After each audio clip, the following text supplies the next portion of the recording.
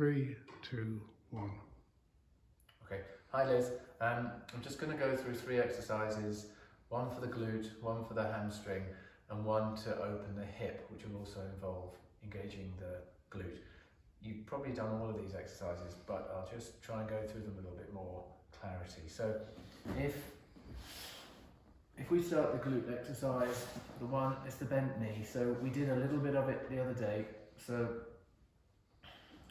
you make sure that your legs are together and your knees are pointing downwards to begin with. Okay, so sometimes they turn out, but try and keep them turned parallel and pressed down. You need to reach the tailbone long and push the pubic bone down into the mat and try and pull the stomach in, because we don't want you to use your back to extend your hip. Okay, I always put the fingers under the hip crest because that will give me some feedback as to whether I'm letting my hip drop, because if I drop my hip crest into my fingers, then I'll be arching my back because the pelvis will tilt forwards. Okay, so you start the exercise, just simply bend my left leg in this case, and as I've bent the leg, I'm making sure that my fingers, I've got 2 fingers onto my hip crest, they aren't being pressed by my hip crest itself. I like to squeeze legs out, and I like to put the other hand on this glute because I want to feel that the muscle is active. Okay, and I simply have the foot dorsiflex or just not pointed toes anyway, and I'm going to try and reach and lift the left knee away from the floor. Now it's lifting maybe an inch or so, it's not much, it might not even be lifting, but I'm making sure I'm pushing this tailbone down and engaging this glute. And I'm going to count 6, 5, 4, 3, 2, 1, and then release the leg down.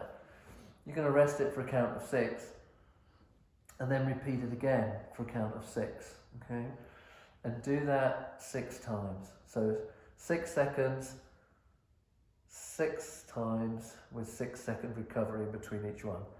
So in total, you'd have done 36 seconds of contraction of the muscle, isometric contraction. Then when you've done, you could do both legs, do one leg, do the other leg, then come back to this position, and then this time turn the knee inwards. Okay, so the leg has come out, but the hip has turned in. So my knee is pointing towards the other knee or the other thigh.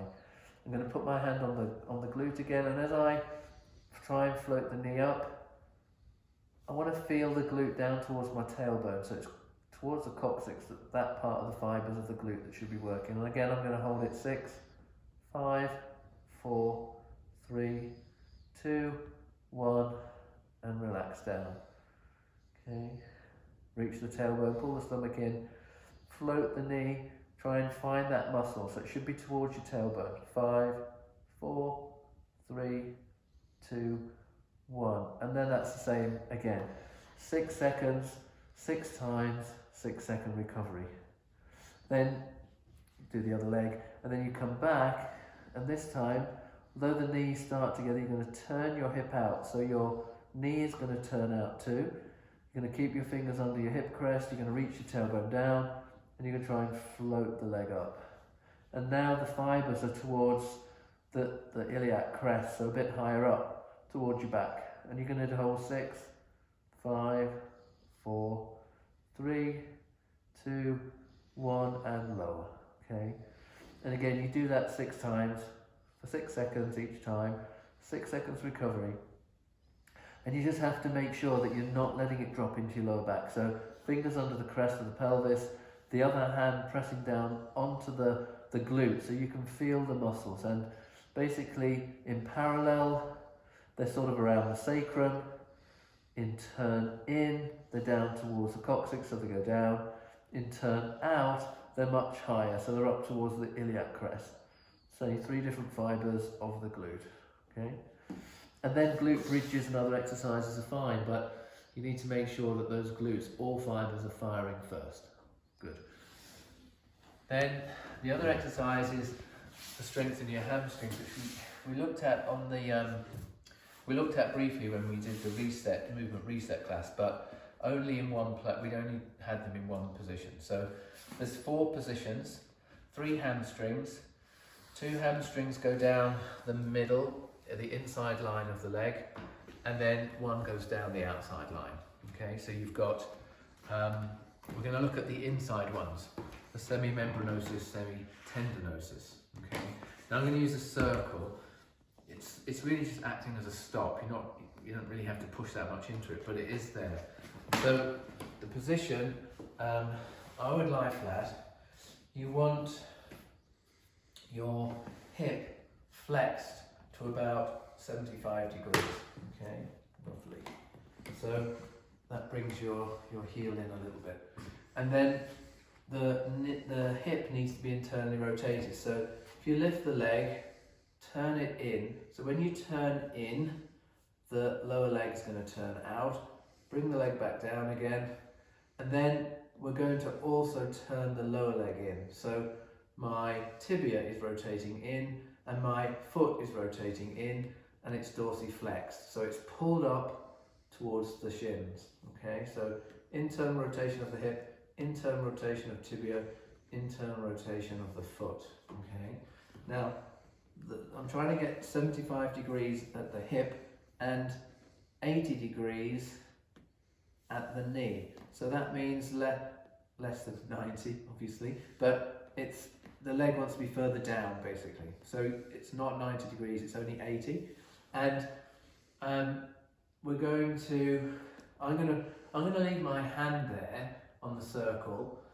I'm turning in, and I'm going to apply a force into the circle with my heel. So I'm just pulling in, okay, I need to be down a little bit more. I'm pulling in towards the circle, keeping the internal rotation, and the work should be on the inside of my hamstring at the back. And I'm counting 6, 5, 4, 3, 2, 1, and then release. Okay, so I might be pushing on the circle a little bit, but it's not a lot. It's more of a isometric contraction.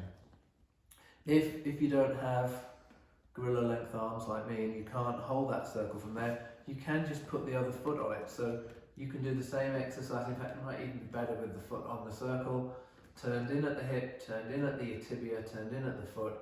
Apply the force in, keep pulling the toes up, the whole foot up really, for 6 seconds. And exactly the same as with the glute, 6 seconds, 6 times, with 6-second rest. Okay, so the first one for the inside hamstring is 75 degrees at the at the hip, and 80 degrees at the knee. The second one is 110 degrees, so there's more angle of flexion of the knee, but almost the same degree at the hip. It might change a little bit. Again, you can put your foot there, a little bit more challenging with there, or you can put your hand there, it's a little bit closer so you might feel. And exactly the same exercise. You draw in for 6, 5, 4, 3, 2, 1, and then relax off. Okay.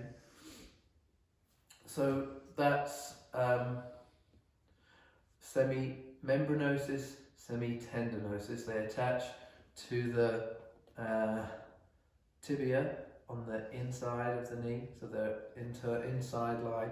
And then to do the outside one, which is bicep femoris, go back to 80 degrees at the knee, so exactly the same angles, but instead internally rotate the hip, but externally rotate the tibia and the foot.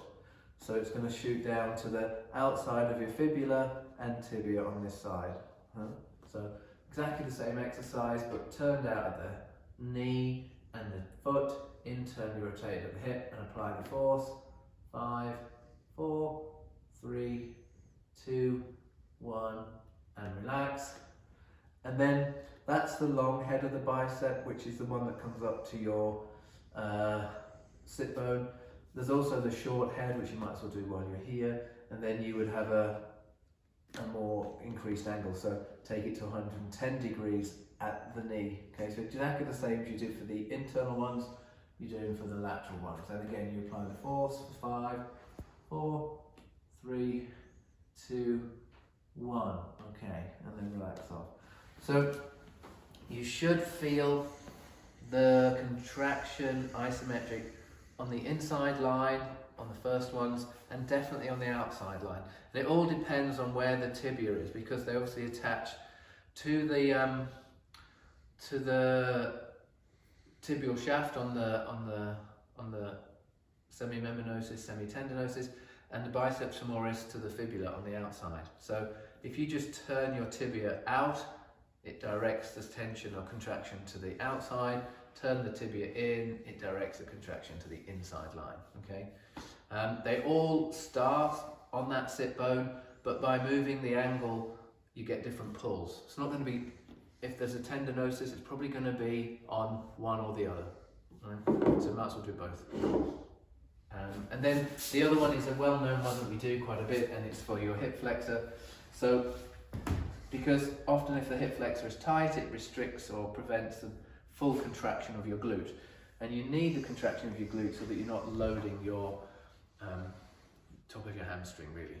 Okay, now, so it's a straightforward one. You have your knee directly under your hip, you have your foot forward, you can take that leg out a little bit. The aim is to not drop into your back, but to push the pelvis forward. So I put the opposite hand on the glute again, press the fingers into the glute, feel the activation, so I can feel it's tight by pushing my tailbone down, so the glute is contracting.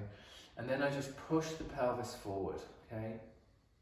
And I would hold that, 5, 4, 3, 2, 1, and release. Tailbone down, push forwards, and again, just hold it. Hold it for 6, and then release. And then do 6 of those, and then 6 forward with the side bend, okay? Again, holding, 5, 4, 3, 2, 1, and back again. Again, do that 6 times. So the fibers are frontal plane, so the side bend over.